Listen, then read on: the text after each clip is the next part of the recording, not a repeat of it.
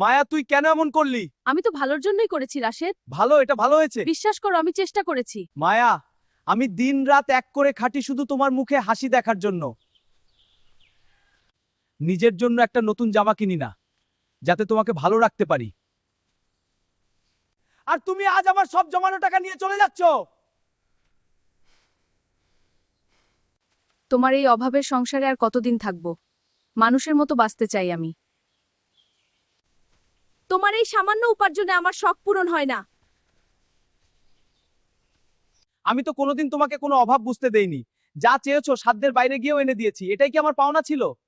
পাওনা দেনার হিসাব ছাড়ো, আমি আমার পথ বেছে নিয়েছি। তুমি তোমার এই ভাঙা ঘর নিয়ে থাকো। ঠিক আছে, যাও। কিন্তু মনে রেখো মায়া, যারা নিজের মানুষের সাথে বেইমানি করে তারা কোনোদিন সুখী হতে পারে না।